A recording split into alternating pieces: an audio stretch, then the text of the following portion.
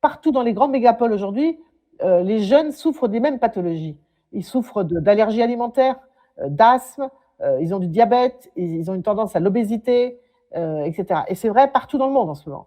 Et donc, ce que montrent les études, c'est que si vous avez été confronté à suffisamment de biodiversité dans votre toute petite enfance, vous serez à l'abri d'un certain nombre de maladies chroniques qui sont aussi les facteurs de comorbidité de la Covid-19. C'est ça qu'il faut bien comprendre. C'est-à-dire que ceux qui meurent aujourd'hui dans le monde de ce virus, qui, je le rappelle et j'insiste, c'est ce que m'ont dit tous les scientifiques, est un petit virus très peu mortel.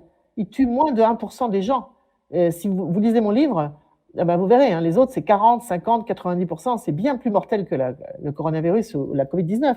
Mais ceux qui en meurent sont des gens qui ont des pathologies chroniques. Alors, évidemment, la première d'entre elles, c'est l'obésité, hein, qui est un facteur de comorbidité énorme, mais aussi le diabète, l'hypertension artérielle.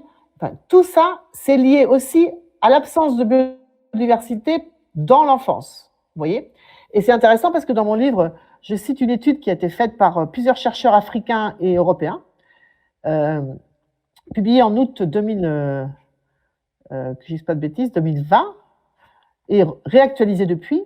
Parce que vous savez, on avait dit, très souvent, on a dit en Afrique, il y aura une hécatombe avec la coronavirus, avec la Covid-19.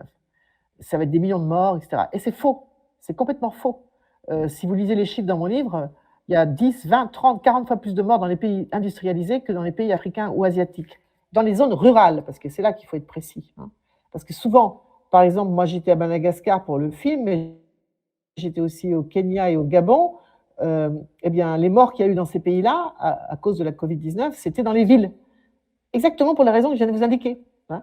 Il y a eu et quand c'était dans la campagne, c'était aussi des gens qui arrivaient de la ville et qui avaient des pathologies chroniques et qui ont fait qu'ils sont morts. Mais Serge Morand, par exemple, a fait une étude dans le nord de la Thaïlande, dans les zones rurales de Thaïlande, très intéressante, où il y a eu... C'est un pays qui a autant d'habitants que la France à peu près, et il y a eu 20 fois moins de morts en Thaïlande qu'en France, hein, à cause de la Covid-19.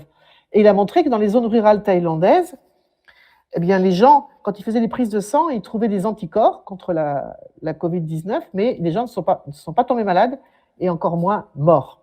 Donc, vous voyez, quand on détruit les biodiversités dans les zones tropicales, on fait sortir du bois, si j'ose dire, des virus qui étaient là depuis la nuit des temps et qui n'embêtaient personne. Et quand on la détruit, par ailleurs, dans notre environnement immédiat, hein, par une urbanisation, trop de bétonisation, etc., trop de malbouffe, etc., eh bien, on se rend plus vulnérable aux effets de ces virus. Vous voyez, il y a un lien extrêmement étroit, enfin, c'est plus qu'un lien, enfin, sans biodiversité, pas de santé des écosystèmes, pas de santé des animaux sauvages et domestiques, et pas de santé des humains. Moi, les scientifiques que j'ai interviewés, ils disent qu'il faut absolument reconnecter la santé des écosystèmes, la santé des élevages, des animaux sauvages et domestiques et la santé des humains, et que tout est lié, et qu'il faut aussi s'attaquer à la question de la pauvreté, qui fait partie de tout cet ensemble, parce que à un moment ou à un autre, c'est très bien dit dans le film par l'une des scientifiques que j'ai interviewée, elle dit nous avons accumulé une dette environnementale depuis la Seconde Guerre mondiale partout sur la planète, hein, avec un modèle économique capitaliste fondé sur la recherche du profit immédiat à très court terme, qui ne tient pas compte des impacts. On détruit les forêts, on pollue les rivières, on pollue l'air, enfin, tout ce qu'on connaît aujourd'hui et qui est devenu absolument visible partout. Hein.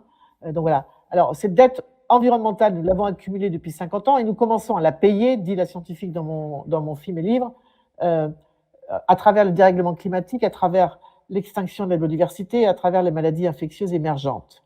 Hein. Alors, on ne peut pas continuer, enfin, moi, ma question, c'est, je passe mon temps sur les routes en ce moment avec mon film et mon livre, c'est, il faut qu'on arrive à faire comprendre aux 1% les plus riches de la planète, vous savez, les 1% qui possèdent autant que 3,5 milliards d'habitants, 1%, 30 milliardaires sur cette planète qui possèdent autant que la moitié de l'humanité. Donc, ces ultra riches qui vivent dans leur bunker, comme tu viens de dire, avec leurs murs et tout, reliés à un système financier à très court terme, Et moi, je dis souvent, ces ultra riches qui vivent hors sol, c'est-à-dire déconnectés de tout, hein, il faut qu'ils arrivent à comprendre que nous sommes sur un Titanic. Le Titanic, il fonce sur l'iceberg et il n'y aura pas des petites chaloupes pour s'échapper. C'est-à-dire que quand on aura tapé contre l'iceberg, personne ne sera épargné, y compris les ultra riches. Vous voyez ce que je veux dire? Et c'est ça le problème, c'est comment on fait pour qu'ils comprennent ça.